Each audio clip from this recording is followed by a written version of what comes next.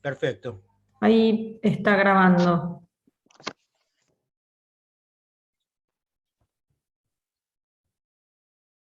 Ahí va. Bueno, hola, buen día a todos. Bueno, cualquier cosa que yo no sepa, saben que está el profesor para darme una mano, para responder. Y bueno, espero que les guste la clase. A ver. Tengo que compartir pantalla, ¿verdad? Compartir pantalla. A ver. Compartir.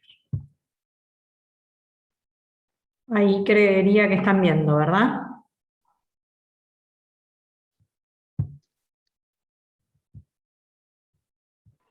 Sí, profe, se ve. Sí, se ve. Buenísimo. Bueno. Ahí. Ahí.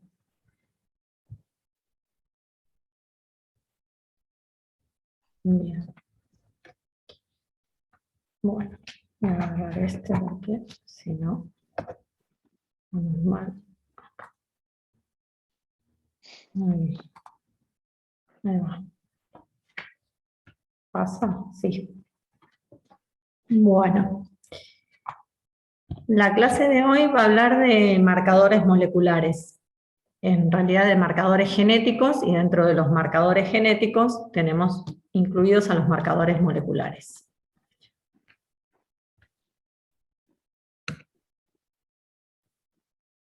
Tengo que...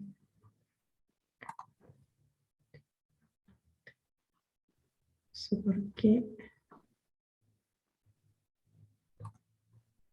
me molesta. A ver.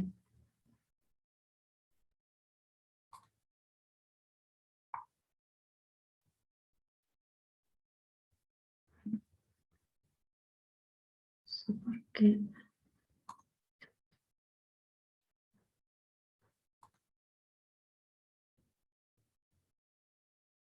No sé por qué.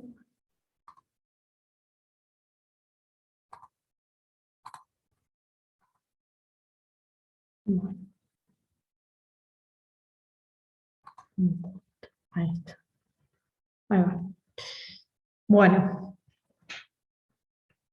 Los marcadores genéticos son señales, rasgos o características cualitativas que tienen una base genética. ¿Sí? No me veo. Eduardo, a ver, ¿me ayudas? Porque no me veo si estoy o no estoy. No sé por qué. Mariana, ¿estás? Sí, pero yo veo a todo el mundo y no me veo a mí, y entonces me pone... No, yo te veo. No sé por qué. Nosotros te vemos. Sí, pero no sé por qué no puedo fijar en mí, digamos. Fíjate que tenés una... Sí, Arriba tenés algo que dice View. fijar, sí, de Bueno. tener anclaje. El speaker, el habla. Anclaje, ¿verdad? Sí, ahí está, ya lo anclé, ahora sí. Bien, ya te ves. Sí. Ahí está, sí. Pasa que está raro porque está justo como en el medio de la pantalla. Y...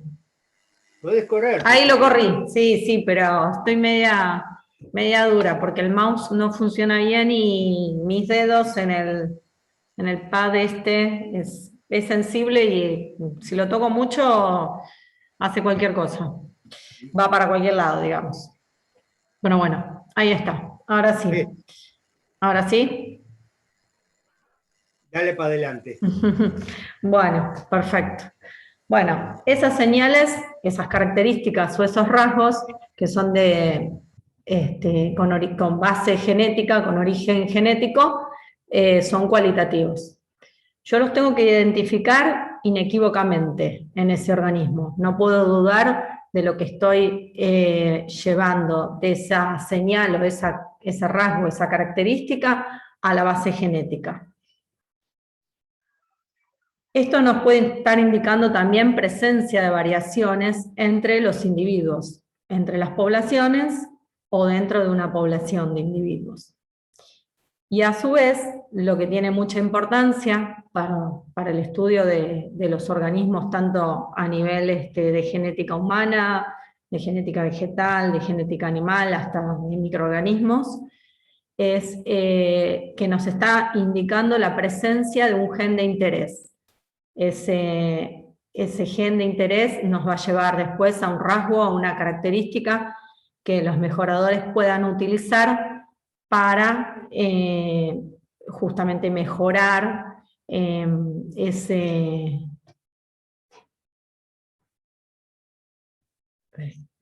lo que hago. Esa característica o ese rasgo o esa aptitud, ¿sí? Bueno, los podemos dividir, se pueden dividir en morfológicos, cromosómicos, y después están a nivel de biomoléculas, que pueden ser proteínas, pueden ser antígenos, pueden ser secuencias de ADN, o sea, partes de genes, bioquímicos y moleculares, incluimos ahí.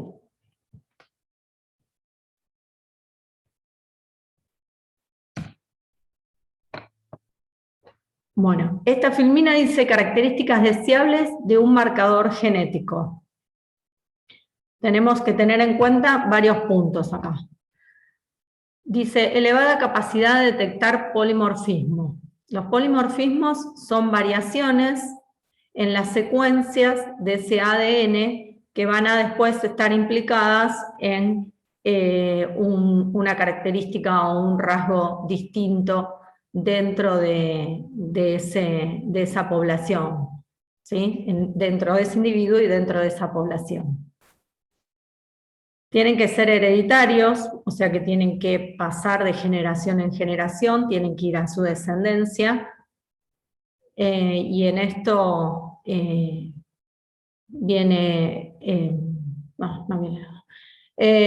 que ser codominantes,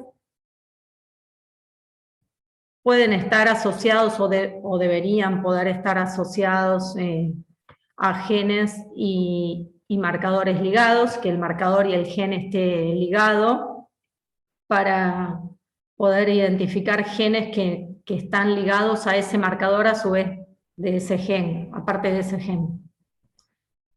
Deberían tener independencia del estado de desarrollo del individuo, del estado fenológico, si hablamos de un cultivo, del estado de desarrollo a nivel animal también. Y tienen que tener facilidad de obtención y tienen que ser en lo posible económicos.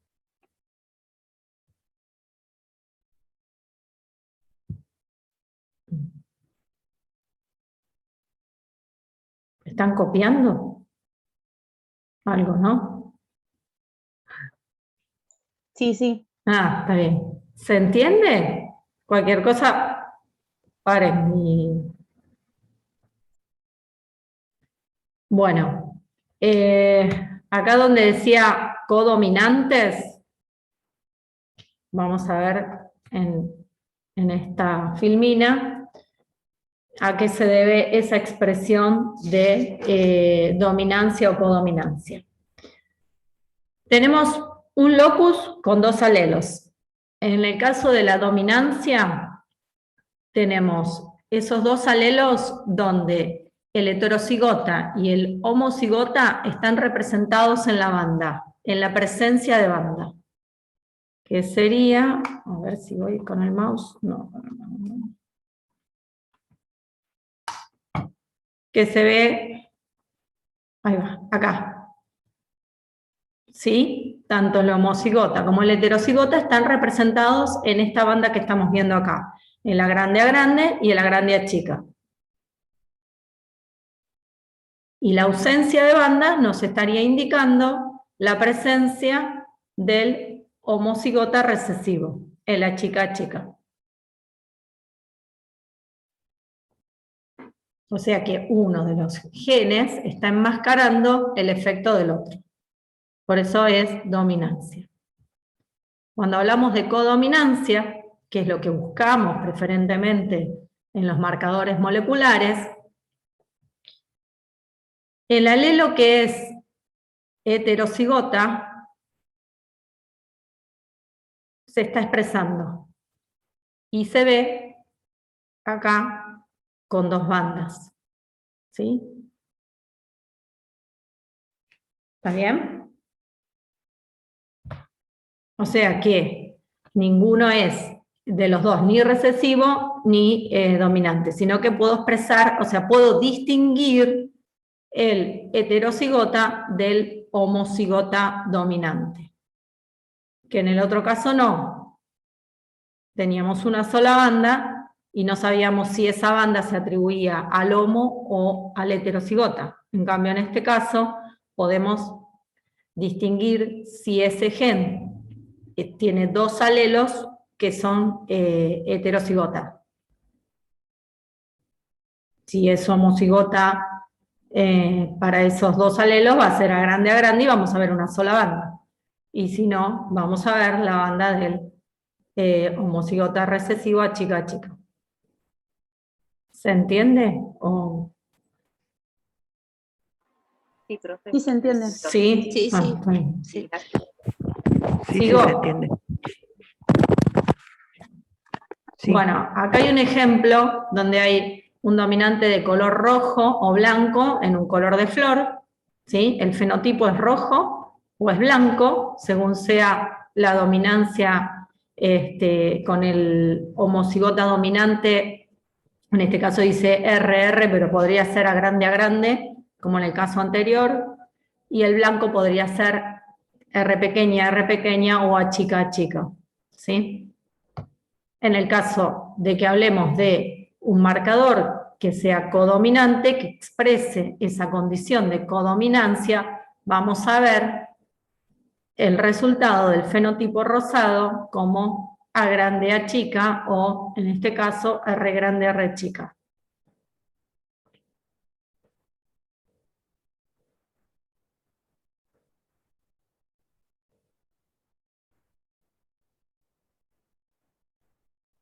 En el caso del grupo sanguíneo, podría ser otro ejemplo.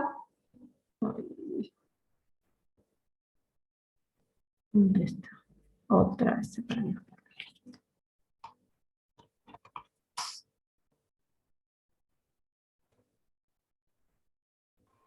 Profe, ¿dónde estaría ese marcador? Yo acá veo alelos.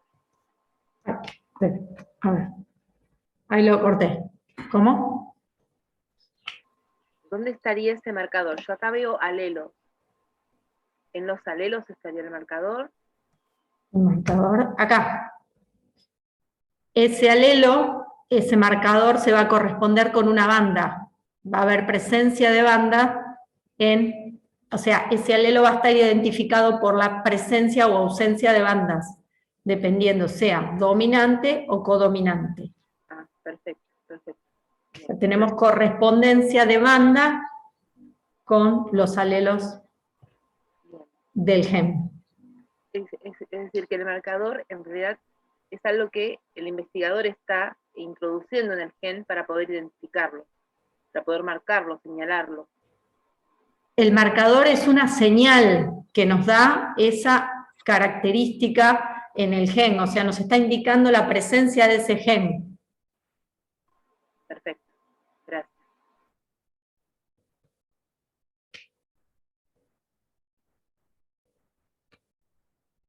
Sigo con el ejemplo del grupo sanguíneo. Profesora, hago una consulta.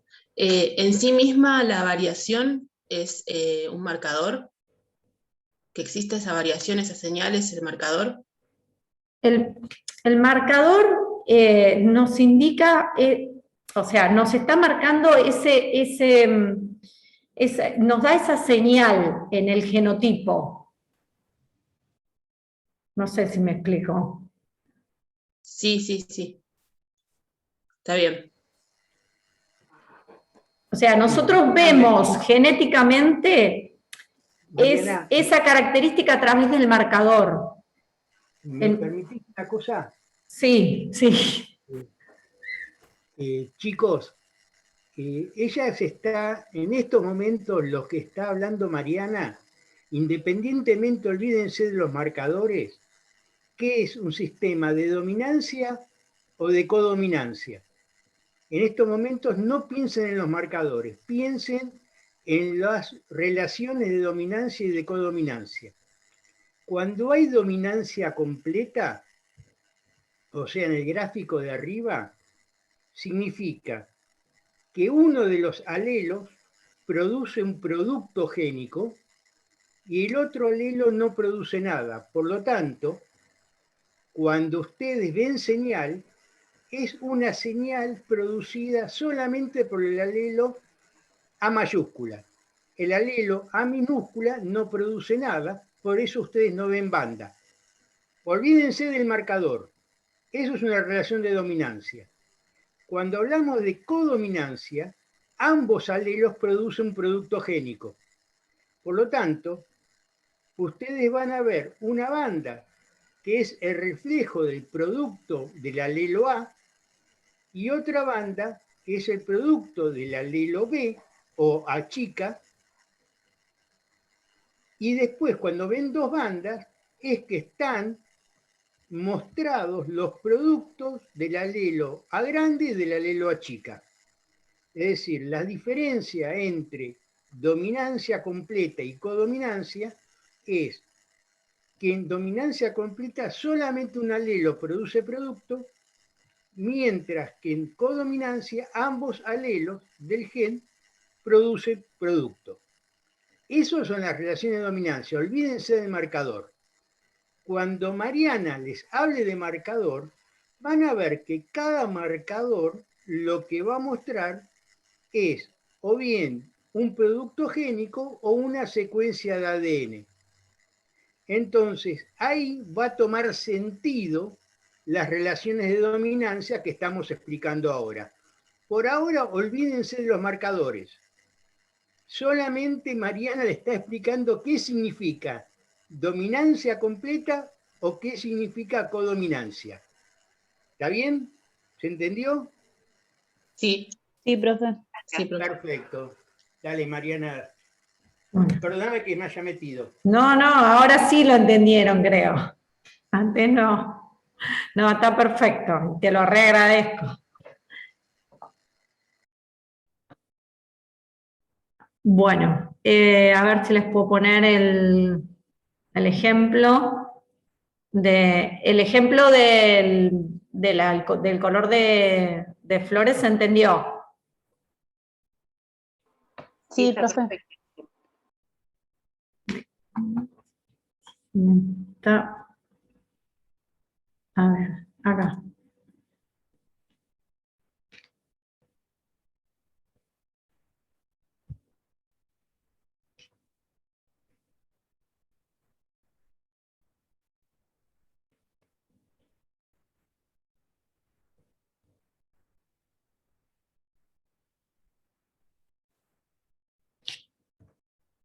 Vamos de nuevo.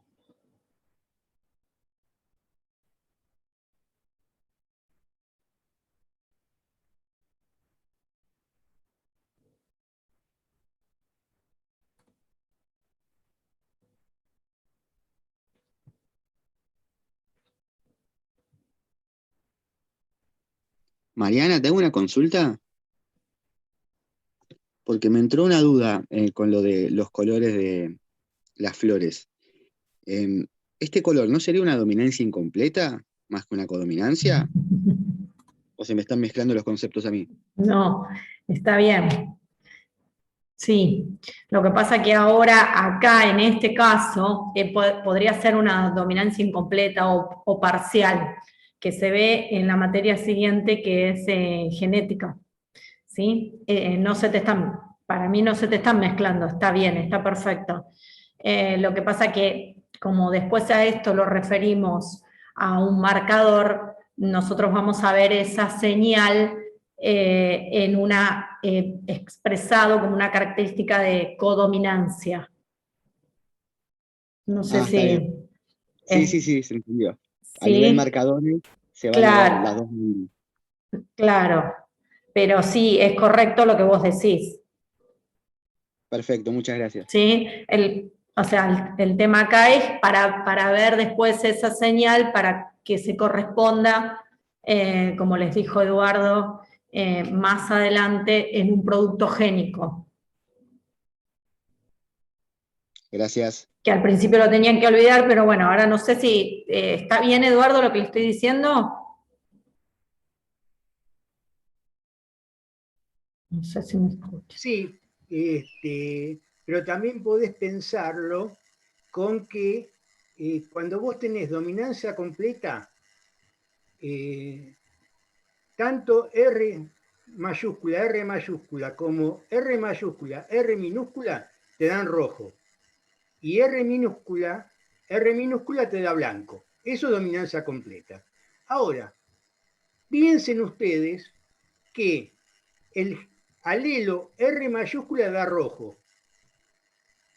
Y el alelo R minúscula da un producto génico que es blanco. Entonces, cuando ustedes mezclan pintura roja con pintura blanca, ambas son pinturas y ambas son productos, blanco y rojo, deba dar rosado.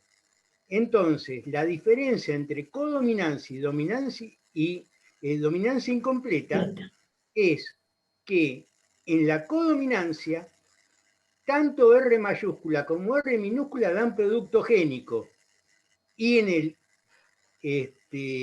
heterocigota se expresan los dos, por eso da rosado.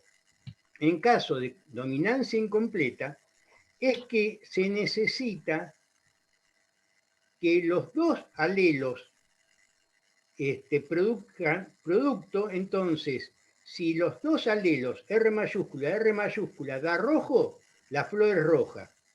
Si solamente tienen un R dando producto, que es el R mayúscula, tienen rosado, y si tienen el homocigota recesivo no tienen producto, y por eso da blanco. Esa es la diferencia.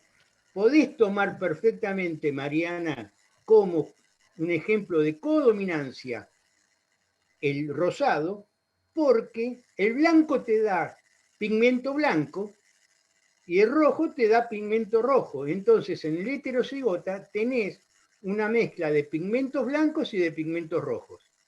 Y ahí tenés la codominancia. ¿Ok? Ese ejemplo de la flor lo puedes usar de las dos maneras. Bien. ¿Se entendió el alumno que preguntó? Claro, no sé quién preguntó. Yo pregunté, sí, se entiende. Gracias. Sí, Javier, lo puedes pensar de las dos maneras. Perfecto, muchas gracias. Me vuelvo a silenciar. Bueno, entonces, esta señal tiene una referencia en un rasgo o una característica, y acá está otra vez la flor, en este caso es de ambos pigmentos, el rosado y el blanco. Cuando la característica es morfológica, la podemos atribuir a un fenotipo, que lo vamos a ver, es visible, es una característica visible, que cualitativamente vamos a poder observarla. Están los maíces de distintos pigmentos en cuanto al grano. Si esa característica es bioquímica, vamos a obtener un producto génico, o sea, una secuencia de aminoácidos que va a dar como producto una proteína. Y si esa característica es molecular, vamos a ver una secuencia de ADN. O sea, una porción del gen o un fragmento de ese gen. Lo vamos a ver evidenciado.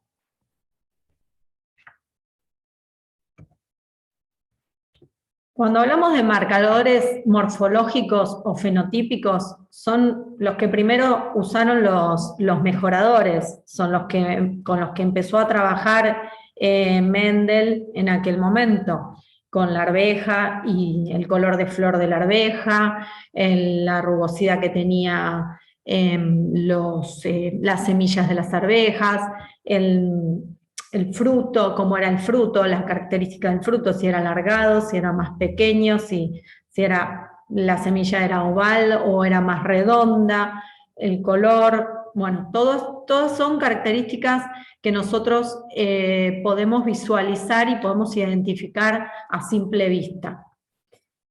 Se usa mucho en taxonomía, justamente porque tenemos una gran variedad de estos marcadores morfológicos y podemos identificar o clasificar taxones a nivel de reinos, cualquier sea el reino, o vegetal o animal.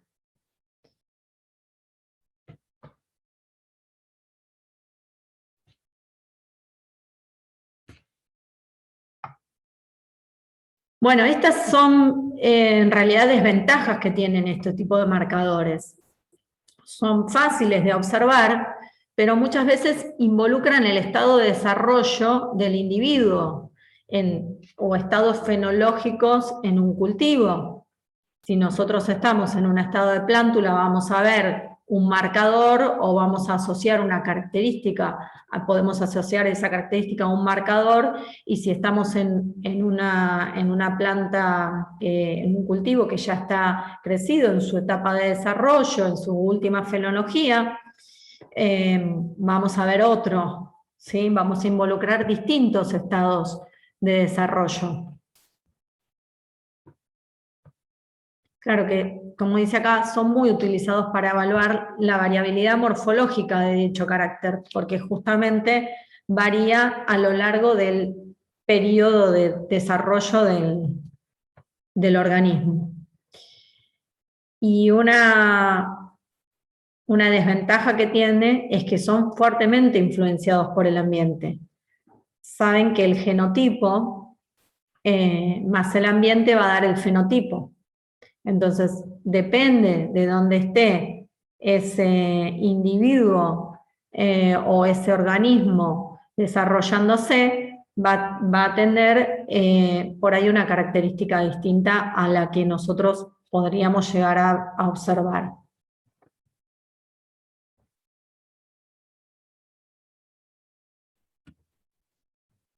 Acá hay dos ejemplos, que es el color de lana en estas ovejas, que está controlado por un par génico, ¿sí? Donde tenemos la lana de color negro, que es la oveja que está acá en el medio, y la lana que tiene pigmento color blanco o no tiene, ¿sí? Y después el color de flor en el cultivo de la soja, donde tenemos el color de flor que es púrpura y en ausencia color blanco.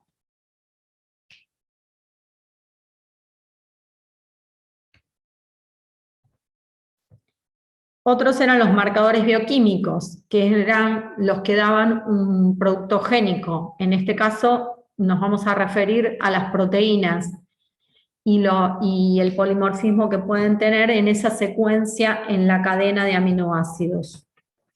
O sea, esa variación en la secuencia de los distintos aminoácidos. Esa variación en las secuencias de los aminoácidos se denominan isoenzimas. Las isoenzimas son variantes diferentes de esa proteína en cuanto a tamaño, en cuanto a conformación, el tamaño, porque pueden tener distintas cadenas de aminoácidos, número de aminoácidos, entonces varía el tamaño y la conformación, el plegamiento que tenga esa proteína a esa disposición de esa enzima, ¿sí? Pero tienen la misma actividad catalítica, o sea, desempeñan la misma actividad, tienen la misma función. varían en su secuencia de aminoácidos, pero en cuanto a la actividad es la misma. Entonces, cuando yo hablo de esta familia de enzimas o de proteínas que varían, lo puedo asociar a esas formas alélicas y ya no las denominamos isoenzimas, sino que las podemos denominar aloenzimas. Cuando esas isoenzimas tienen su correspondencia en los alelos.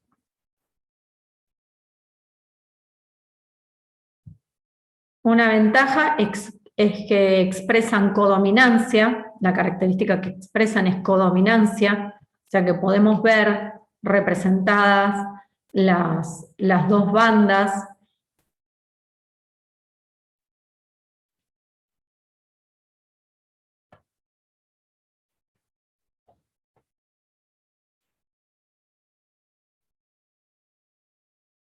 ¿Vamos hasta ahí? ¿Sí? ¿Sigo? Bien.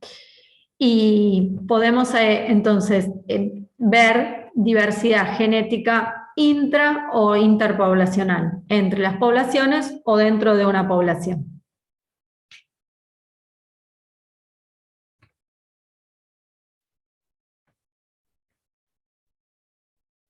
Una técnica muy usada en biología molecular es la técnica de electroforesis, donde a través de un campo, de un gel, que puede ser de agarosa o de poliacrilamida, podemos hacer que migren esas proteínas a través de ese gel, a través de esa matriz, los poros que deja el gel, y podemos después ver cuál es el tamaño de banda que se le atribuye a la proteína. Las proteínas de mayor tamaño van a tardar más en migrar y van a quedar retenidas en el gel al principio, porque no van a pasar también por los poros, les va a ser más difícil pasar, y las proteínas de menor tamaño van a pasar más fácilmente a través de los poros de ese gel, de esa matriz que deja ese gel, y las vamos a poder ver al final del gel. Esta es la cuba. Va de negativo a positivo, porque las proteínas, bueno, ahora en la próxima se ve que se revisten con un detergente que es el DSTS, que carga a la proteína de manera negativa.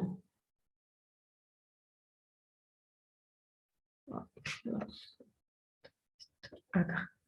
A ver, ahí va.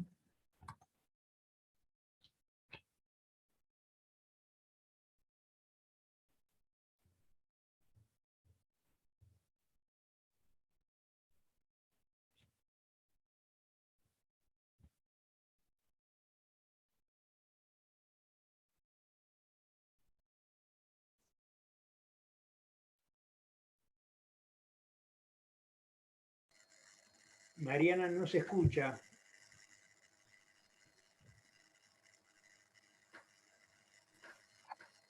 ¿No se escucha? No, saca el micrófono Mío. de la computadora. El micrófono de la computadora. A ver, pará, tengo que salir de acá. No, a ver. No. Tal vez era porque no estaba hablando la profe. Por eso no se escuchaba, no estaba diciendo nada. No, pero no se escucha el audio, ¿no? No, no se escucha el audio. Claro. No, el audio no se escucha. Claro, lo escucho vos nada más. Claro, porque tenés el audio por tu micrófono. A ver, ahora. Mariana, lo que tenés que hacer es dejar de compartir pantalla y volver a compartir, pero con audio del equipo. Porque capaz que por eso, capaz compartiste la diapositiva, pero sin el audio. Por eso no se escucha lo que presentas. A ver, La probamos. electroforesis es una técnica que se utiliza de forma generalizada en la que... Ahora sí se La escucha. electroforesis es una técnica que se utiliza de forma generalizada en la que, fundamentalmente, se aplica corriente eléctrica a moléculas biológicas, ya sean ADN, proteínas o ARN, y se separan en función de si son más grandes o más pequeñas. Se utiliza en una gran variedad de aplicaciones, como en medicina forense, para determinar la identidad de las personas que pueden haber participado en un delito mediante la vinculación de su patrón de ADN, su patrón de electroforesis, a uno que está en una base de datos. El proyecto Genoma Humano se llevó a cabo con algo que se llama electroforesis capilar. Uy, no sé qué hice. Perdón.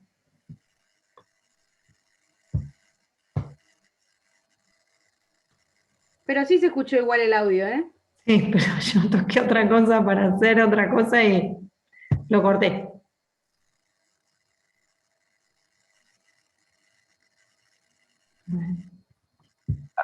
Mediante la separación de ADN en piezas más cortas y su posterior separación en genes de electroforesis que permiten a los patrones de A, C, T y G ser caracterizados.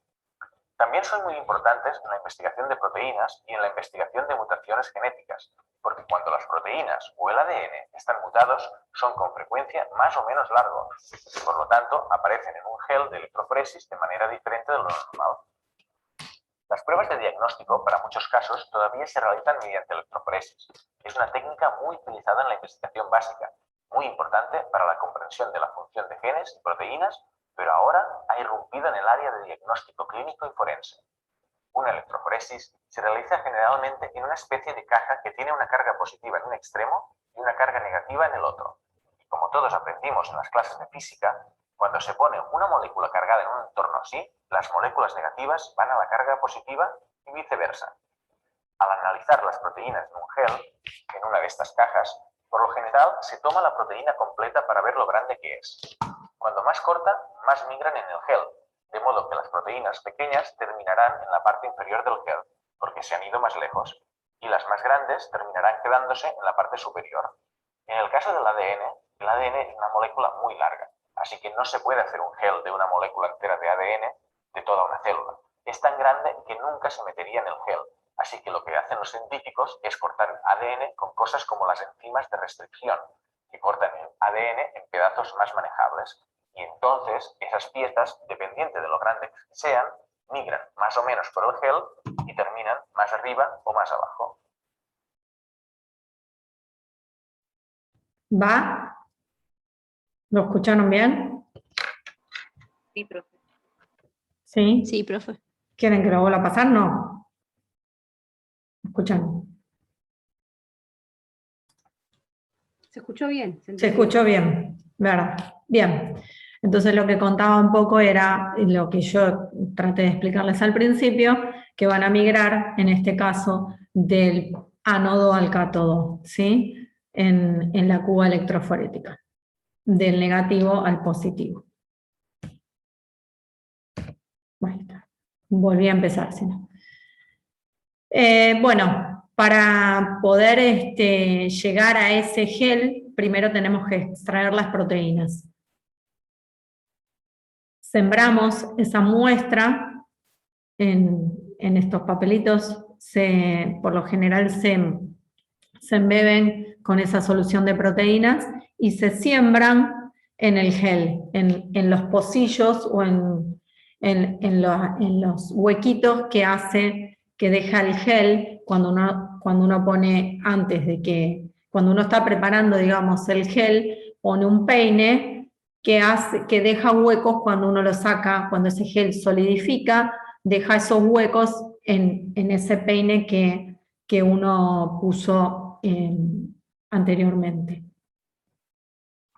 Se le añade un colorante de carga para ver cuál es la migración, para ver cuando se conecta a la fuente eléctrica y empieza a circular esa corriente eléctrica y las proteínas o la porción de ADN o el gen empieza a correr también el colorante. Entonces se ve cuál es la migración del colorante y por ende del resto de los productos que como no se ven, pero se ve el colorante estamos viendo que está corriendo.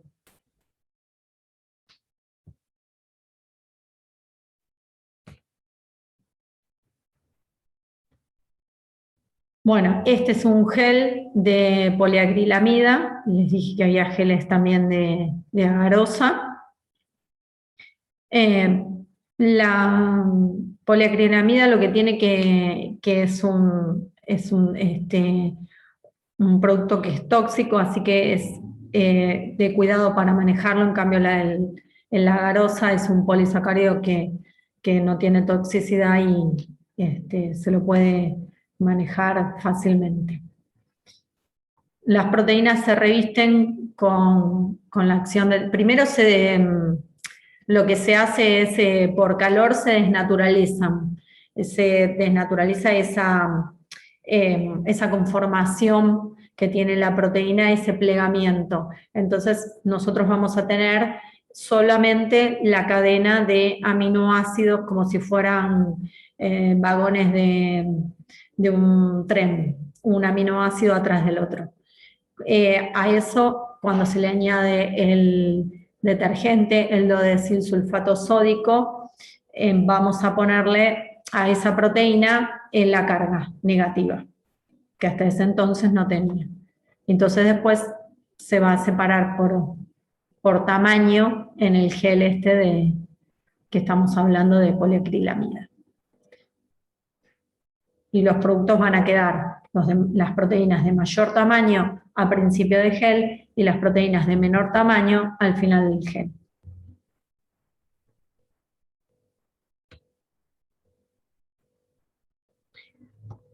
Ese gel se corta y se tiñe de manera específica, o sea, ponemos un sustrato que tenga reacción con esa enzima o con esa proteína y vamos a ver el patrón de bandas.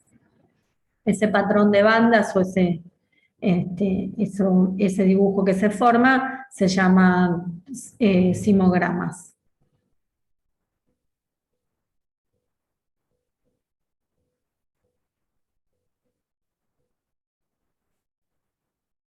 Bueno, acá está graficado donde el origen, que es donde se siembra, es el papelito embebido con las proteínas, y el colorante, y la corrida. Hay proteínas, están las bandas que reflejan esas proteínas, están acá descritas, que serían estas de acá. No fue una consulta, las proteínas o los aminoácidos en este caso corren porque hay un campo eléctrico, ¿no? Y sí. Como las están cargadas negativamente, ¿sería? Sí. Del polo negativo al positivo, una cosa así. Del negativo. Sí, migran de negativo a positivo, como está acá en esta cuba. ¿Ves que acá tiene el polo negativo y acá el positivo? Está migrando el gel de negativo a positivo, y sí, migran porque el detergente las carga negativamente a esas proteínas. Si no, no podrían migrar. Y por lo que se ve en el dibujo, quedaría de forma vertical. ¿Eso queda de forma vertical? Este dibujo tiene una cuba vertical, sí, los geles pueden ser verticales u horizontales. En este caso estaría un gel vertical. Pero podría ser, esta imagen está sembrando otro gel y acá hay otro que es horizontal. Y esas rayitas que se ven allí, azules, es donde se siembra. Acá está el gel. Esta es la corrida, acá. Bien, y se siembra porque decía que se pasa un peine, y que cuando se solidifica queda marcado ese peine. ¿Serían esas rayitas que se ven ahí? Sí, capaz que para la semana que viene, bueno, esto es parte de lo que veíamos en los trabajos prácticos o en el trabajo práctico que hacíamos de extracción de ADN celular, ¿sí? De células vegetales. y veíamos cómo eran los geles, los teníamos, los visualizaban en el laboratorio y veían las cubas y les mostrábamos cómo eran las cubas y qué era un peine y cómo se disponía para preparar el gel. Si quieren, para la semana que viene les preparo algo muy cortito de eso, como para que tengan una idea, porque por ahí así está como medio en el aire, me parece. No sé si... Sí, a mí me interesa por lo menos ver cómo funciona. No lo podemos hacer de manera concreta, pero por lo menos quizás visualizándolo de cómo es el procedimiento, cómo es que se prepara, cómo es que se siembra. A mí me interesa por lo menos. Ok, perfecto. Este aparato. Claro, perfecto. Sí, el peine estaría acá. ¿Ves donde dice origen? Acá estarían los huequitos que deja o los pocillos que deja el peine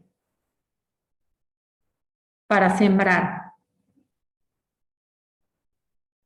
Pero puede ser que lo entiendan, acá están, como los wells, en el gel. ¿Sí? Y acá está el polo negativo y acá está el polo positivo. Está corriendo de negativo a positivo. La fuente está conectado, la fuente. Bueno, acá está sembrando también. Y acá también. No sé si, me parece que no les queda del todo claro lo que les estoy diciendo. Capaz que la semana que viene los puedo llevar un poquito más con alguna otra presentación. No sé qué te parece, Eduardo, si... Sí, obviamente sí. Mirta, lo que tenés que pensar es esto.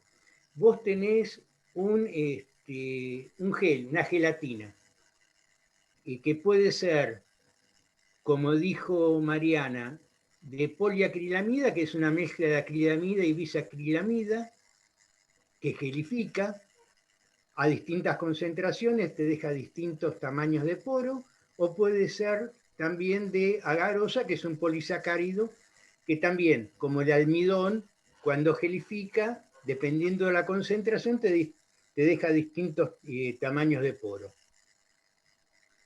En el momento de que está líquido, vos lo vertés dentro de la cuba de electroforesis, que puede ser tanto horizontal como vertical, como lo dijo Mariana. Pones un peine, que es algo que cuando solidifica el gel deja una serie de pocillos donde va a estar introducida la muestra. La muestra, dependiendo del tipo de polipéptido, ustedes saben que los polipéptidos están formados por cadenas de aminoácidos. Y los aminoácidos tienen una carga neta, positiva o negativa, dependiendo de los residuos aminoterminales u carboxiloterminales. Y eso le va a dar distintas cargas. Para unificar esas cargas y que corra todo para el mismo lado, cuando yo le pongo un campo eléctrico, es lo que les dijo Mariana, que se ponía ese detergente, el dodecil sulfato de sodio, o SDS, que es lo que los reviste y le da una carga neta negativa para que puedan correr del polo negativo al positivo e igualar las cargas independientemente de la carga neta que tenga el polipéptido en sí. Podemos perfectamente, si Mariana está de acuerdo, la clase que viene, hacer un laboratorio virtual donde le mostremos cómo extraemos el ADN, cómo preparamos o fabricamos el gel de agarosa, en este caso, cómo vamos a sembrar ese gel de agarosa y luego cómo vamos a correrlo en una cuba electroforética e incluso cómo luego podemos hacer una reacción con los productos génicos, con el producto del ADN que obtuvimos, hacer una corrida en un termociclador para hacer una PCR. Si ustedes están de acuerdo y Mariana está de acuerdo, podemos preparar para la clase que viene brevemente un laboratorio virtual donde le mostremos cómo trabajamos nosotros en el laboratorio. Mariana, ¿vos estás de acuerdo? Sí, sí, por supuesto. Bueno, preparamos Lo que los esto. ayude a ellos, obviamente estoy dispuesta y bueno, nada, si les aclara y les sirve, sí, obviamente que sí. Bueno, una sola cosa, me meto un segundo, Mariana, y no te jorobo más por un ratito al menos. No.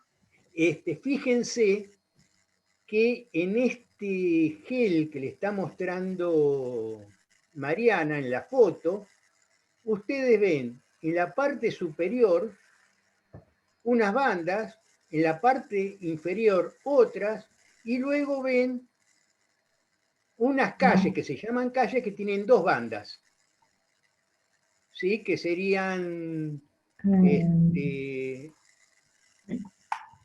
a ver, 1, 2, 3, 4, 5, 6, la 6 y la 7, fíjate, Mariana, arriba, en la foto. Ah, acá, sí. Que tienen dos bandas. Sí, Eso, acá, sí. Bueno, lo que le está mostrando Mariana, y que ya les comentó cuando hacían isoenzimas, que las isoenzimas era un marcador codominante. Entonces, lo que ustedes ven es, donde tienen una banda, es una homocigota. Donde tienen una banda abajo, es el otro homocigota. Y luego, donde tienen dos bandas, es el heterocigota. Entonces, ustedes pueden diferenciar en esta foto de electroforesis de isoenzimas, cuáles son los homocigotas y cuáles son los heterocigotas. Por lo tanto, ustedes pueden saber cuál es la frecuencia de cada alelo dentro de la población porque ven ambos alelos. En cambio, si fuera solamente de dominancia completa, no podrían diferenciar los homocigotas de los heterocigotas y por lo tanto lo que estarían subestimando la presencia de los alelos recesivos, porque no lo pueden identificar en los heterocigotas. No me meto más, seguí. Claro, eso podría servir para cuando nosotros queremos sacar frecuencias alélicas, ¿verdad? Exacto. Porque si no lo vemos a ese gen que tiene esos dos alelos y lo vemos como si fuera un dominante, no podríamos asignar a esos dos alelos si es a grande o a grande a chica.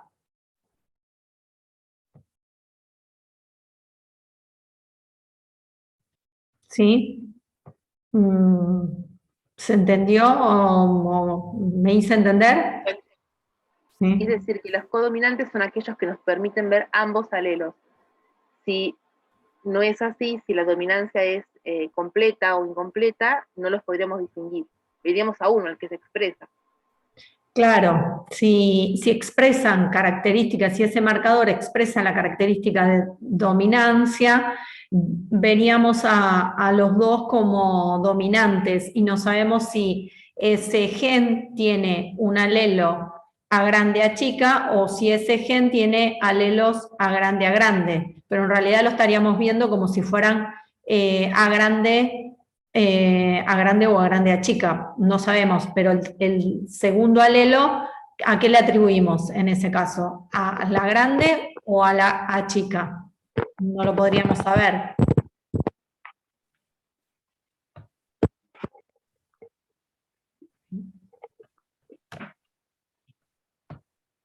¿Sigo? Ay, no sé si soy yo. Sí, bueno. Sí, profe. Bueno, esta es la misma, el mismo dibujo que tiene el principio de la presentación, y obviamente la técnica es relativamente sencilla, tiene bajo costo, es fácil de reproducir y tiene gran poder resolutivo. En ese caso, en las bandas se puede ver.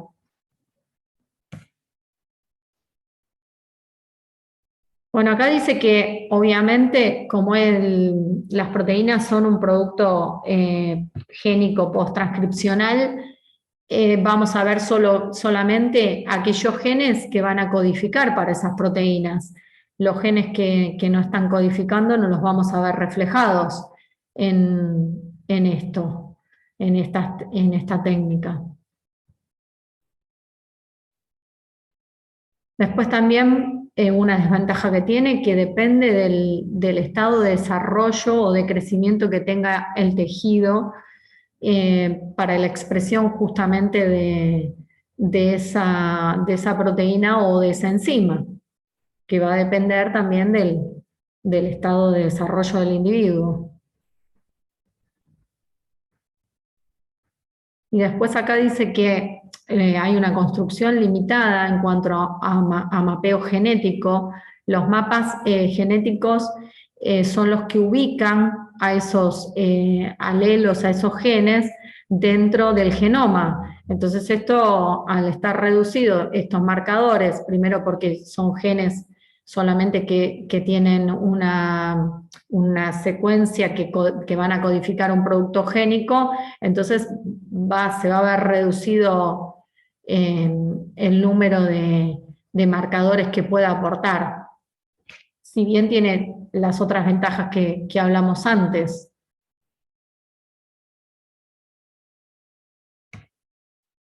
Bueno, este es un ejemplo donde vemos que las gluteninas y las gliadinas, que son proteínas muy importantes para la elaboración del pan, se encuentran en las harinas, y para mejorar la calidad de los trigos panaderos para calidad de harina, se utilizan mucho estos estudios de estos marcadores moleculares, bioquímicos, para el estudio de las distintas variedades de trigo, para la selección justamente de esas variedades.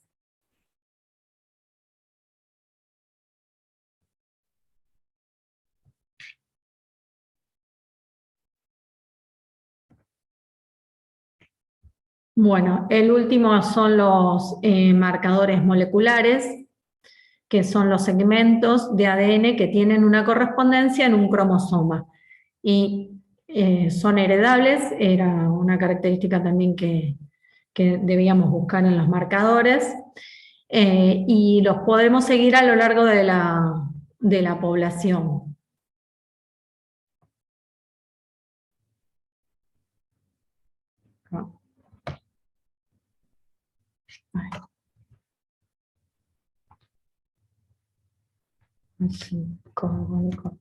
Bueno. Estos marcadores también detectan polimorfismo, que son las variaciones en las secuencias de los nucleótidos o de las bases nitrogenadas que tiene esa porción de ADN, y lo podemos seguir en la población. Ese polimorfismo puede presentarse en diferentes individuos de la población, y acá está marcado con... Está marcado con la secuencia, las personas, o sea, los individuos en este dibujo, y bueno, cada uno de estos individuos tiene una secuencia particular, tiene una secuencia distinta, y esa secuencia la podemos detectar en esa población.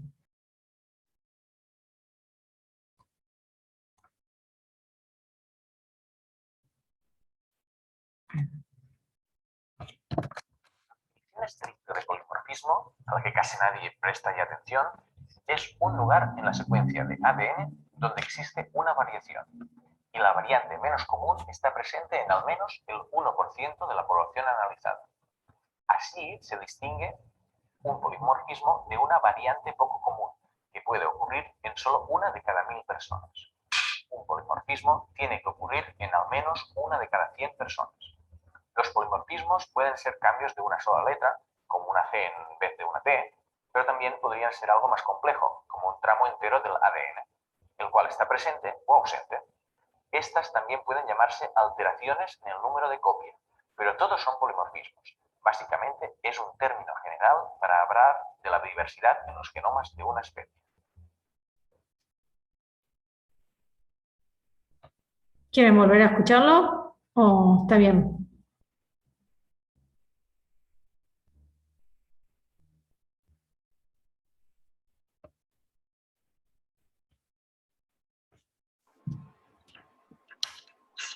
¿Se entendió bien?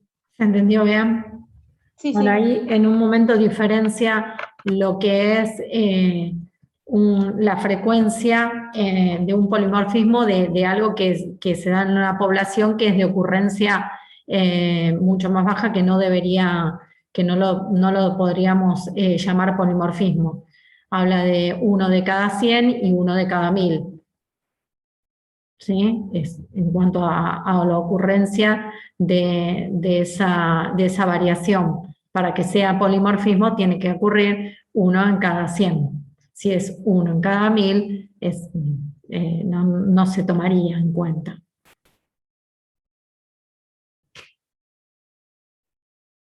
Bueno.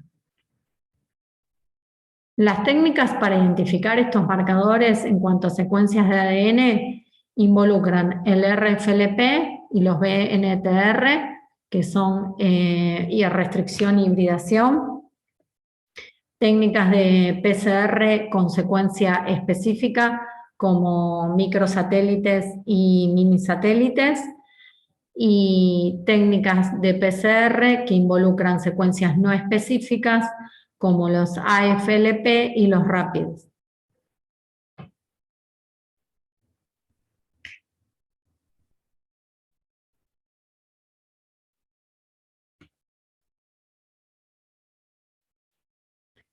Bueno,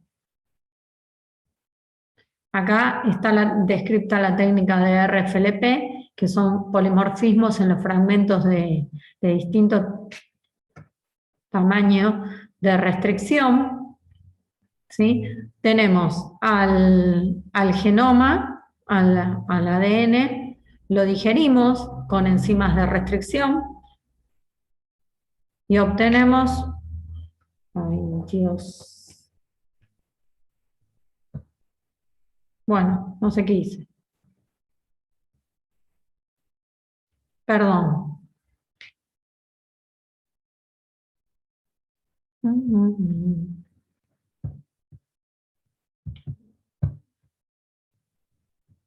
A ver, vamos a salir. A ver.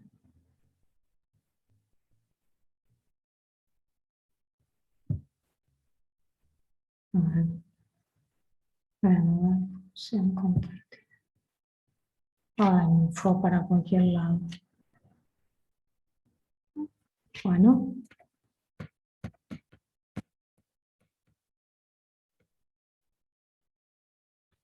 Acá estamos.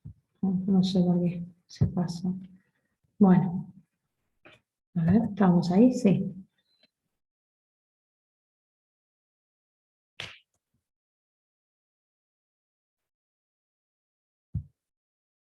Bueno, la técnica de RFLP, entonces vamos a ver fragmentos de restricción de distinto tamaño y tienen distintas secuencias. Entonces vamos a tener el ADN, lo vamos a digerir con distintas enzimas de restricción. En cuanto a, bueno, las enzimas de restricción tienen distintos sitios de corte. Después lo vamos acá está lo del gel, en este caso dice geles de agarosa, vamos a preparar un gel de agarosa y lo vamos a sembrar. Vamos a sembrar esos fragmentos que quedaron luego de la digestión con las enzimas de restricción. Vamos a hacerlo correr y vamos a transferirlos a una membrana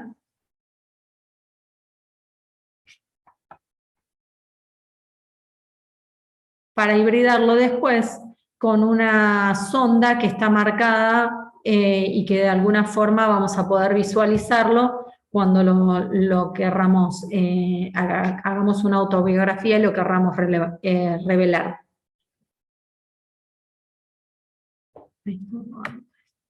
Acá.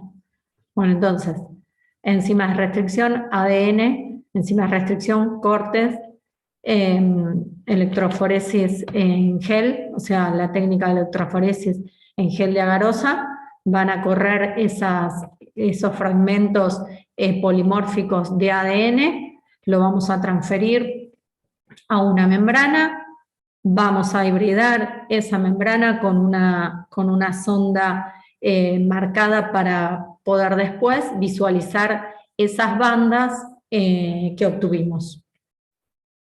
Esos fragmentos que corresponden a esas bandas.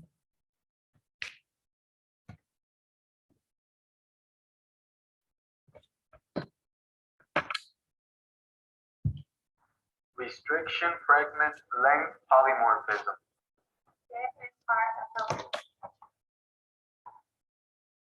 Los fragmentos de restricción de longitud polimórfica o RFLP es una diferencia en las secuencias de ADN homólogas.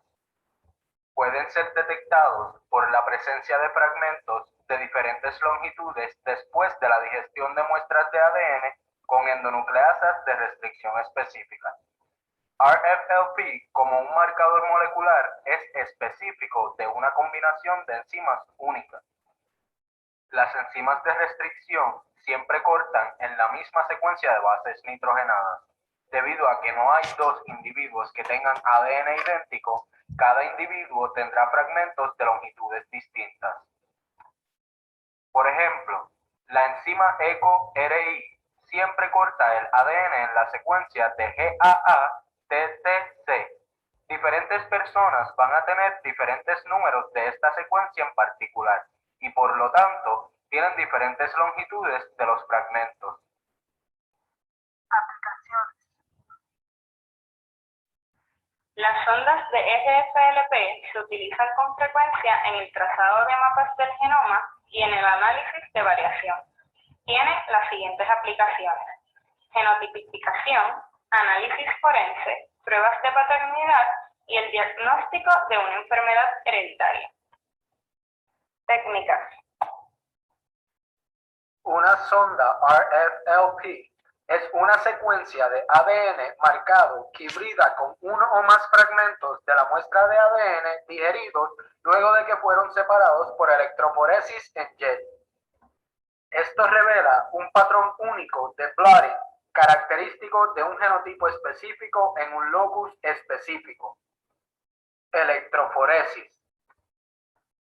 La electroforesis es una técnica utilizada para separar los fragmentos de ADN según su tamaño. Se colocan en una hoja de gelatina y una corriente eléctrica se aplica a la hoja. ADN está cargado y se mueve en un campo eléctrico hacia el polo positivo. Esto es un diagrama de electroforesis. Al poner las muestras de ADN en la gelatina y aplicar carga eléctrica, se verá como los fragmentos van hacia el polo positivo. Aquellos fragmentos de menor longitud recorrerán mayor distancia.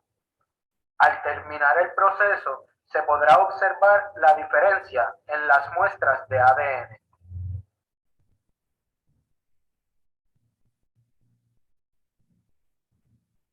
The southern blot is used to verify the presence or absence of a specific nucleotide sequence in the DNA from different sources and to identify the size of the restriction fragment that contains the sequence. In this procedure, the DNA is isolated from each source and then digested with a specific restriction enzyme.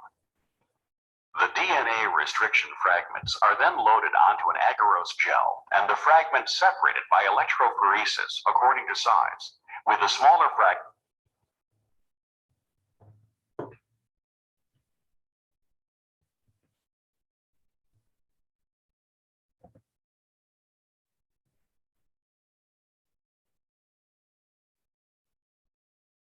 Corto.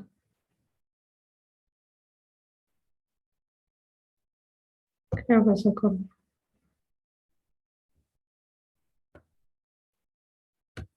Restriction. Ahí está. Bueno. Ahí va.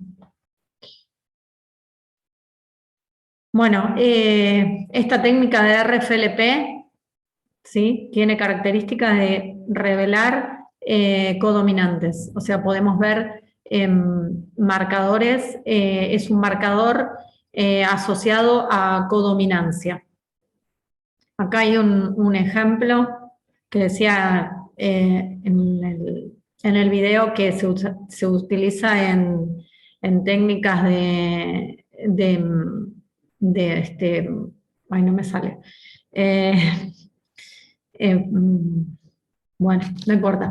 En este caso es la escena del crimen y tenemos varios sospechosos, ¿sí? Criminalística. Ahí está, ahí me sale. Entonces, como vemos, sacamos muestras de la escena del crimen. Esa... Ay, ¿qué es lo que hago? ¿Qué es lo que hago? Dios. Otra vez. Bueno. No tengo que tocar. A ver. Vamos de nuevo. Ahí va.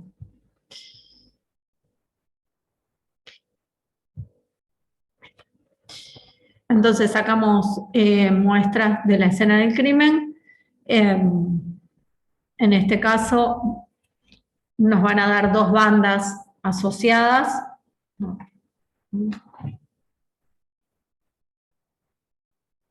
Acá al costado hay un ladder o un marcador de tamaño que nos indica cuál es el tamaño de la banda asociado en el gel. Un marcador tiene fragmentos de ADN con distintos tamaños. Y acá vemos dos bandas. El tamaño de banda en la calle, en la calle 1 para el ladder es el que está acá, que dice el número 7, que son pares de bases, y el otro es entre el 2 y el 3, casi el 3, que es también asociado a la cantidad de pares de bases. Y después el que yo diría que es el sospechoso que tiene todos los números puestos para ser el criminal, digamos, sería el sospechoso 3 o el C, porque tiene las dos bandas asociadas que se ven en la escena del crimen. La primera banda y la segunda banda acá. Los otros sospechosos, el primero, el segundo y el cuarto, no los tienen en la misma distancia en el gel, o sea, no tienen el mismo fragmento de tamaño de banda visible, tienen otros que no tienen nada que ver, o sea que son dos personas que en realidad no son las que estuvieron en la escena del crimen, pero el C sí.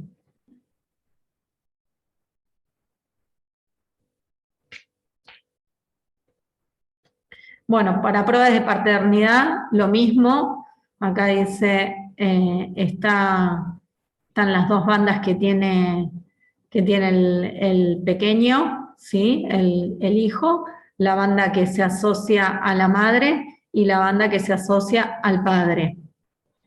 Entonces, esta prueba nos está indicando que esta es la madre y que este es el padre. En cambio, la prueba está de al lado, el gel tiene la banda asociada a la madre, pero la banda asociada al padre no es el padre, es otro, porque tiene dos bandas que no se corresponden a la del chico, a la del hijo. En cambio, en este sí.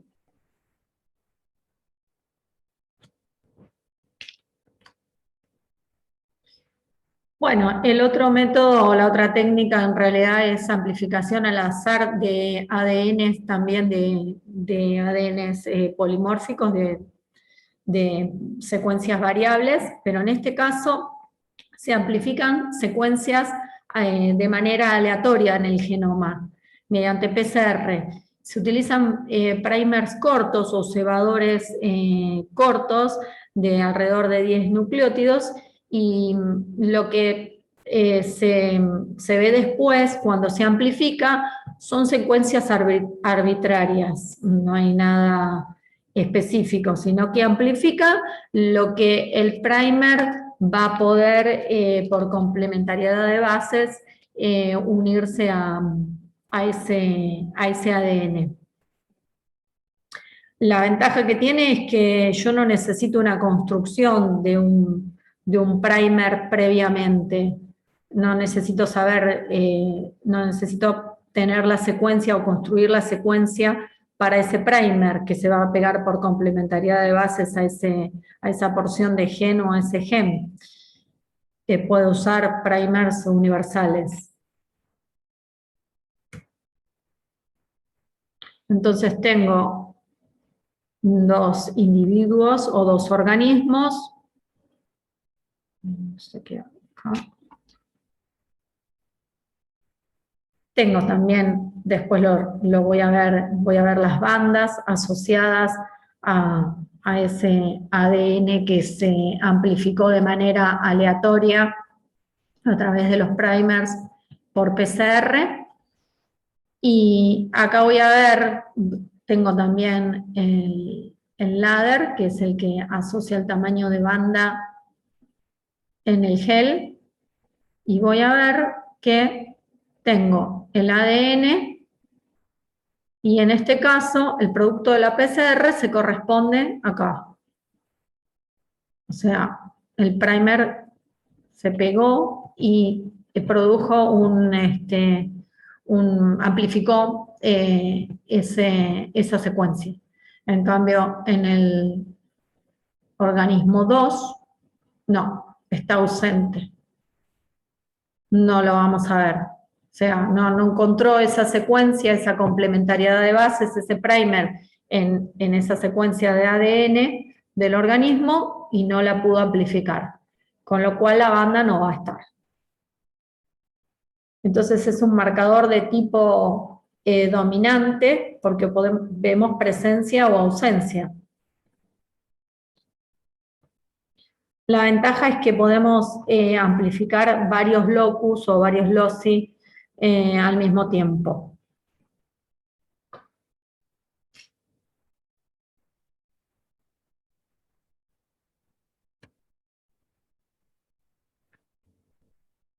Bueno, acá está el gel de agarosa, está teñido con bromuro de tidio, que se intercala en los fragmentos de ADN, y cuando se lo expone a la luz ultravioleta, florece, se ilumina. Entonces podemos ver a través de esa técnica de bromuro de tidio, con el colorante de bromuro de tidio, podemos observar las bandas en un transiluminador.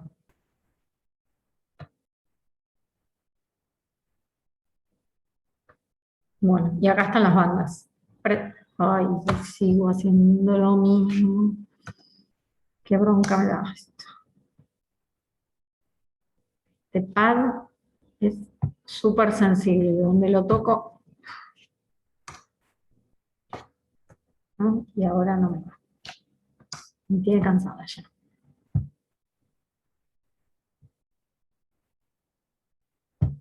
A ver, vamos a ver si puedo.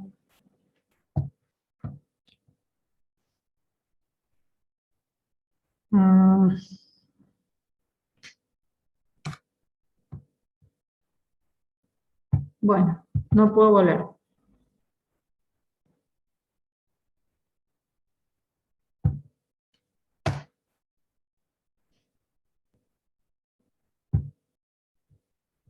A ver, vamos a ir.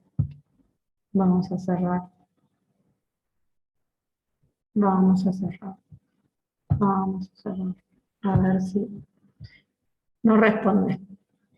Bien, perfecto. Ahora sí.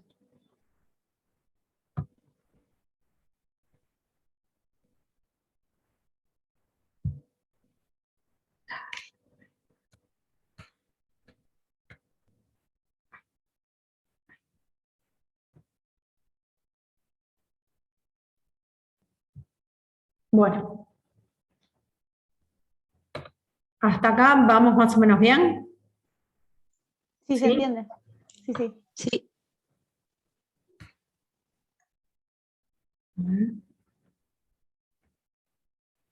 Vamos en rápidos, ¿verdad? Bueno.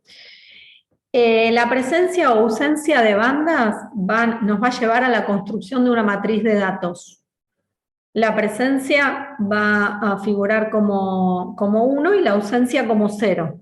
Esa matriz de datos después la vamos a involucrar en un software que nos va a analizar esos unos y esos ceros, y con eso podemos calcular frecuencias alélicas y construir a su vez, podríamos construir árboles filogenéticos con relaciones de parentesco para seguir en una población la evolución de algún gen de interés asociado, mapas genéticos porque también vemos dónde está ubicado ese gen, y podríamos asociar estos marcadores ligados a genes de interés. Perdón.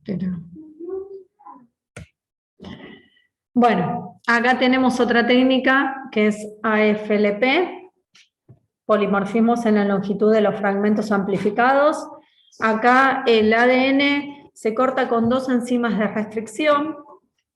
En la filmina siguiente están las 2 enzimas. Bueno, pues son 2 enzimas de restricción, cuales sean que quieran.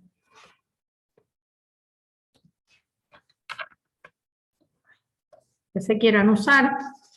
Después tenemos unos adaptadores que ligan de manera específica esos fragmentos obtenidos, y mediante la técnica de PCR yo puedo amplificar esos fragmentos de secuencia complementaria a los adaptadores.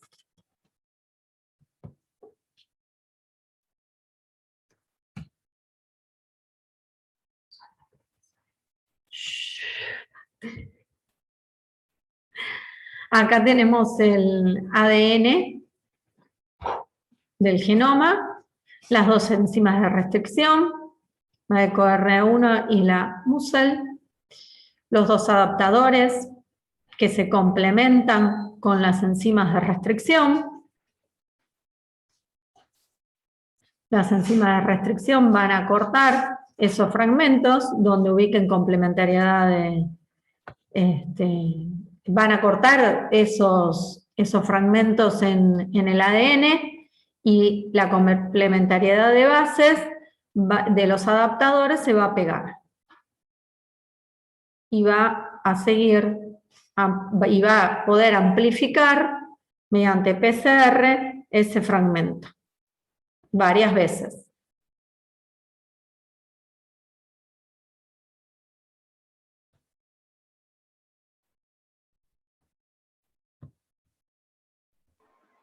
Profe, ¿esos fragmentos de color rojo lo que hacen es marcarlo, identificarlo, o simplemente agrega lo que le falta a esa porción? Se liga al fragmento que cortó la enzima. Las 2 enzimas de restricción están cortando un fragmento, que sería este. Esos adaptadores se ligan a ese fragmento que dejaron las enzimas, que tienen, acá cortó uno y acá cortó el otro, ¿sí? Entonces, el A se corresponde con la T, y el T se corresponde con la A de acá. Y de este lado, el adaptador, la T se corresponde con la T con la A con la T, y la A con la T, ¿sí? Entonces se junta como si fuera un fragmento, esa secuencia, y yo puedo después amplificar ese fragmento que está acá, esa secuencia que está acá, que dejó esas dos enzimas de restricción. Yo amplifico esa porción. Como que la empareja esa porción, que me quede de forma más... en vez de cortado en pedazos desiguales, me queda como más... Se liga para después poder amplificarla. Bien, bueno, perfecto. No sé si, Eduardo, no sé si lo entendieron, me parece que... No, lo único es, de esta forma, los primers que van a amplificar esa sección, ese fragmento de ADN, pueden unirse al fragmento. Si antes no hacíamos estos adaptadores, no poníamos estos adaptadores, era imposible que en los segmentos que quedaron después del corte por las enzimas de restricción se unan los primers. Entonces, los adaptadores lo que hacen es dejar ese fragmento susceptible a ser unido por los primers que van a amplificar ese fragmento. Como leído, en definitiva, como que le dan el marco de lectura. Le dan la posibilidad de tener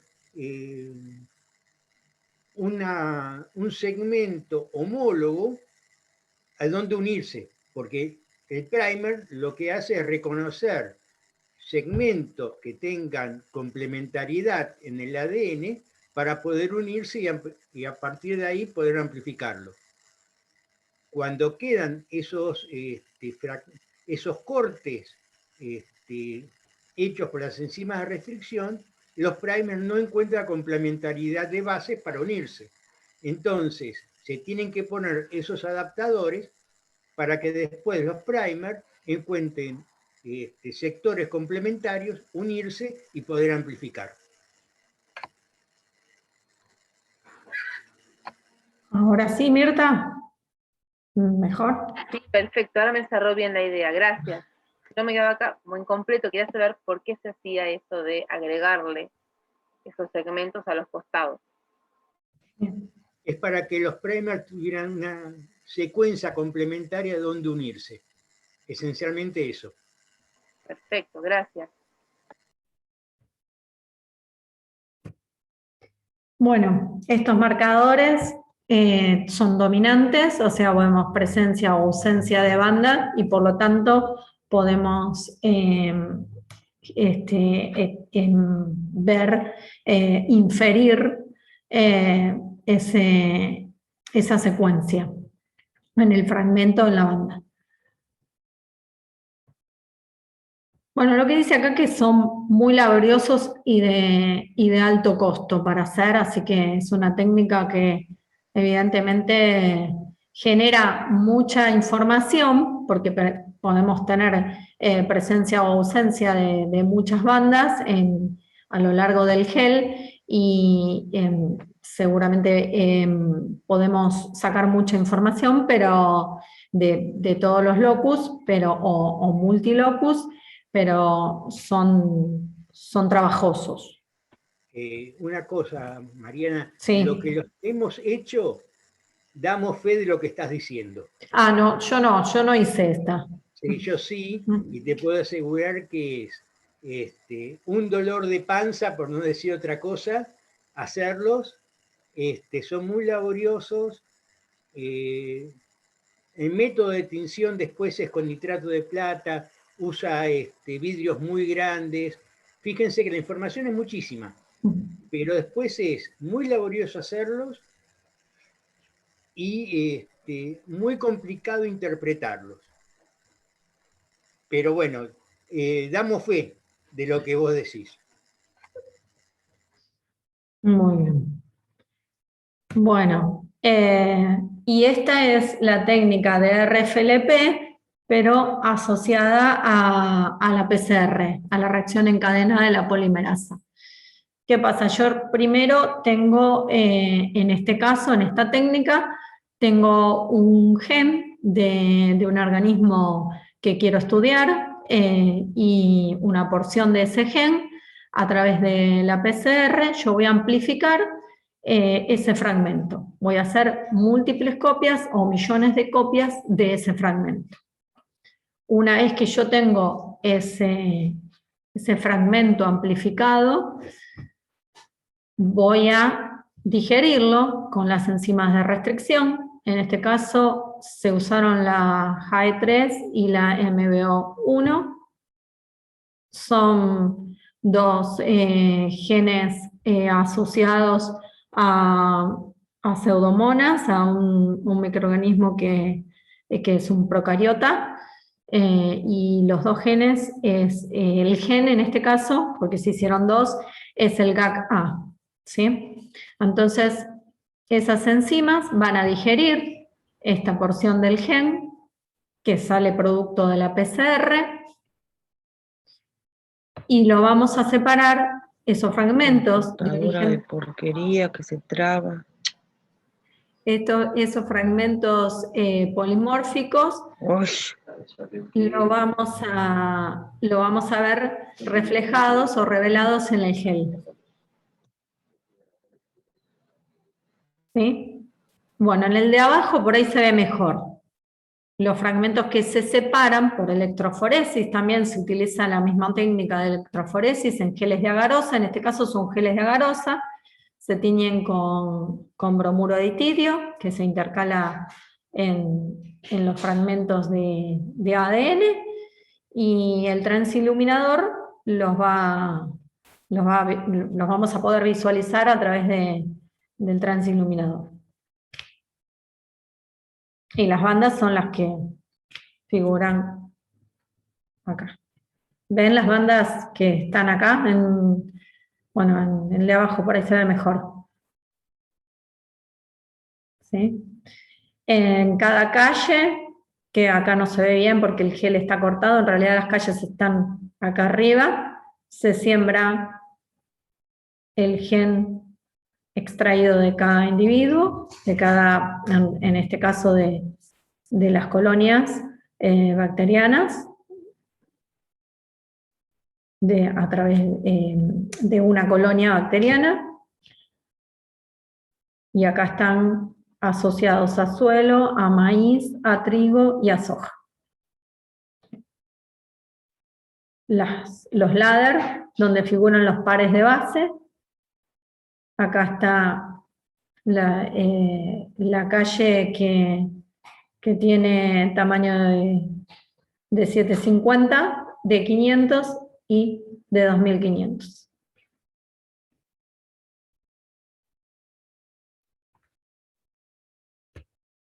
Bueno, con esa información se va a un software que analiza esas bandas, ese tamaño de bandas, y esas bandas, estén o no estén, si no están, no, también que no están ahí, y hace un análisis, compara esas bandas y arma un árbol filogenético. Y acá se ve que hay bandas que son comunes a todas esas muestras. O sea que esas bandas no nos estarían sirviendo. En este caso, estaríamos asociando las bandas diferentes en las muestras para hacer la selección de esas colonias posteriores. Y después seguir analizando si queremos seguir con la investigación. Pero acá estarían en las flechas, en las de colores, estarían las bandas que son específicas para esos individuos.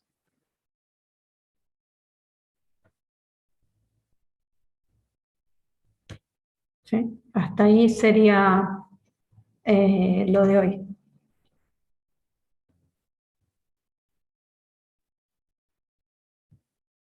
Ahí.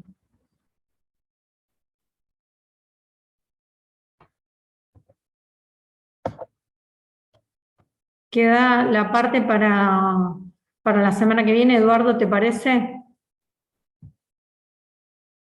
Yo por un problema de principios, el 1 de mayo no trabajo. Ah. Quedaría para dentro de 2 semanas. Es verdad, la semana que viene es, no me había dado cuenta, 1 de mayo, es verdad. Mariana, 2 cositas. Sí, ¿querés que ponga algo más de acá? No, solamente comentarles 2 cosas. Cuando vos hablabas, a ver si se entendió qué significaba, cuando vos hablabas que un marcador era codominante o un marcador era dominante, de dominancia completa. Creo que al principio Mirta y algún otro compañero planteó cómo asociabas el marcador al gen o a la condición de dominancia o codominancia. Fíjense que cuando hablamos de un organismo en principio diploide, tenemos 2 cromosomas, cromosoma materno, cromosoma paterno. Cuando vos hablaste de los RFLP y los asociabas a la posibilidad de hacer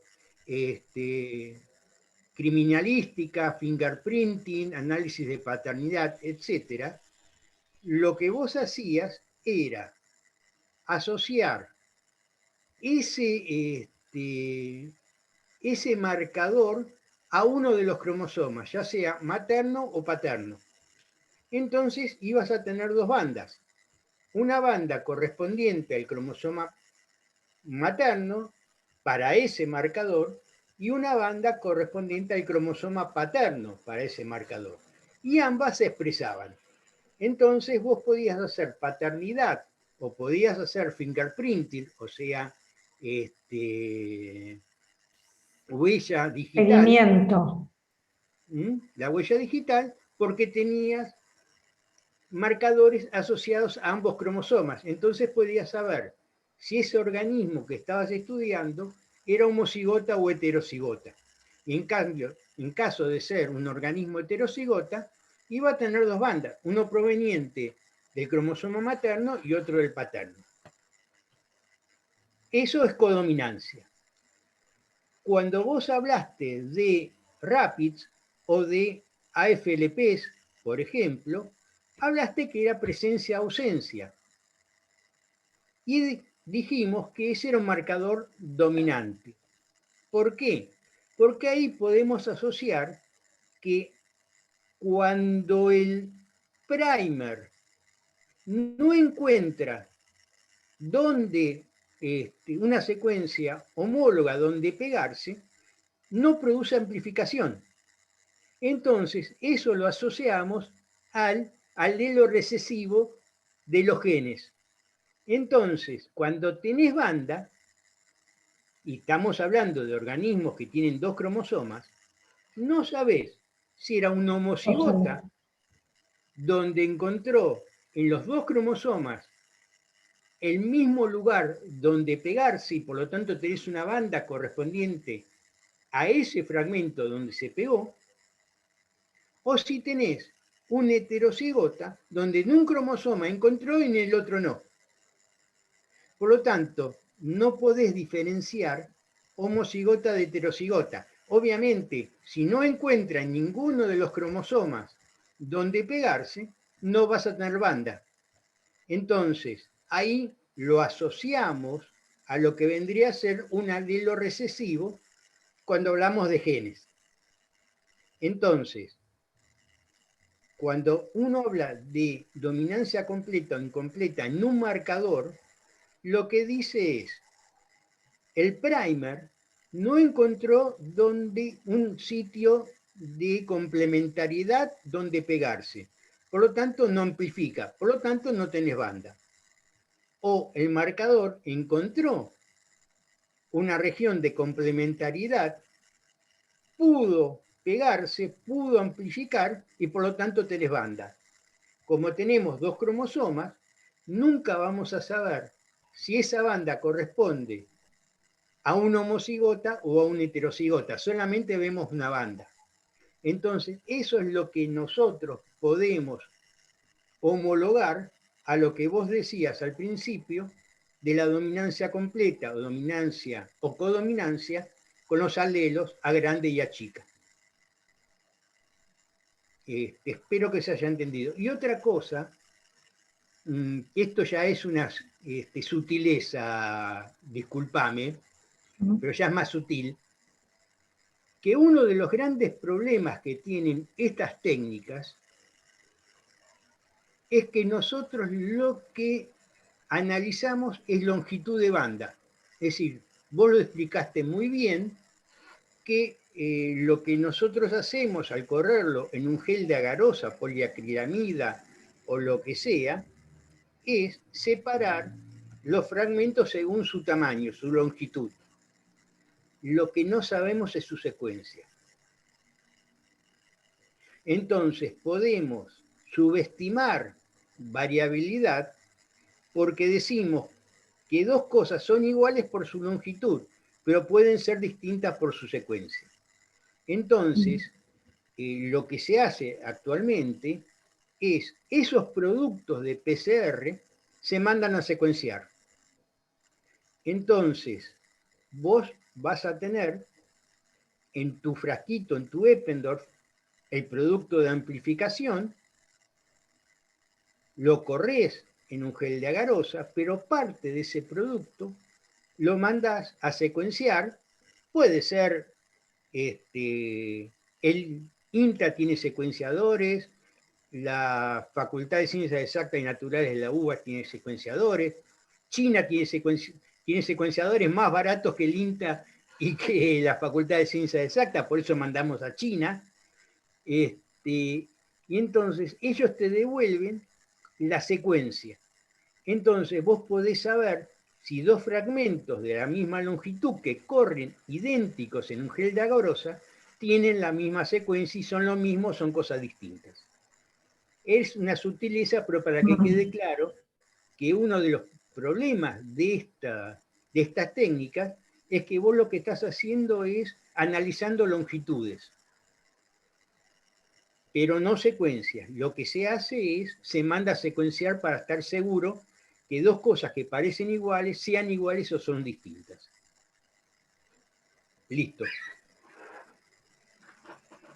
Entonces, ¿cómo se determina la maternidad o la paternidad? Simplemente por la longitud.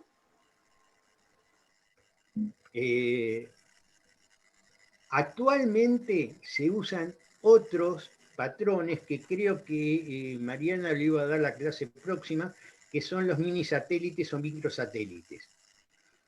Los mini satélites o microsatélites son secuencias cortas que están repartidas en el genoma, que son secuencias de pocos o relativamente pocos nucleótidos que están repetidos varias veces en el genoma y que, por ejemplo, en el cromosoma materno pueden estar 9 veces repetidas y en el cromosoma paterno puede estar 11 veces repetidas, y eso está a lo largo de todo el genoma varias veces, por lo tanto, la cantidad de información es muy grande, y lo que se hace en paternidad es se analizan microsatélites y minisatélites. Ya no se usa tanto lo que es RFLPs, se usan esas técnicas de microsatélites y minisatélites, porque están muy repetidas en el genoma y te dan muchísima información, y la cantidad de bandas son de cientos o miles de bandas, y ahí se analiza paternidad, no solamente con 2 bandas, pero digamos que el concepto es el mismo. Se toma el patrón de repetición que hay en el cromosoma materno, en el cromosoma paterno, y se analiza con candidatos y se ve si comparten o no comparten bandas. El concepto es el mismo que les dio Mariana, que el hijo debe al menos compartir una banda con la madre y una banda con el padre. Pero esto repetirlo cientos de veces a lo largo del genoma, y eso es lo que te va a dar la posibilidad. Nunca se habla de certeza, se habla que hay un tanto por ciento de probabilidad de que sea o que no sea, porque siempre puede haber errores de técnica, pero se hace con estas que son técnicas de microsatélites y mini satélites que te dan cientos de bandas en el genoma, entonces la posibilidad de equivocarte es cada vez menor. ¿Se entendió, Mirta? Sí, perfecto, gracias.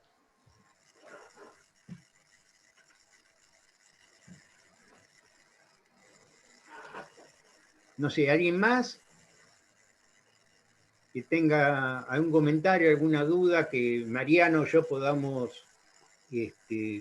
responderle? Si podemos. No, profe, hasta ahora no.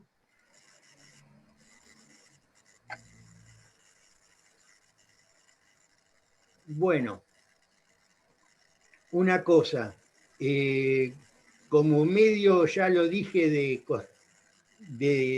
Decoté, vamos, el sábado que viene no tenemos clase porque se conmemora el 1 de mayo y la lucha de los trabajadores. No es un festejo, es una conmemoración. Por lo tanto, nos vamos a volver a encontrar el otro sábado. Y ahí vamos a terminar de ver esto con algún ejemplo y el laboratorio virtual, y vamos a comenzar con el bloque de división celular, que vamos a ver ciclo celular, otra clase mitosis y otra clase meiosis. Pero bueno, eso lo dejamos para dentro de 15 días. ¿Algún otro comentario? No. Mariana, ¿vos algún comentario? No, creería que no. Entonces, No sé, no encuentro. bueno, van a tener un recreo largo entonces. Buenísimo, profe, porque tenemos examen hoy.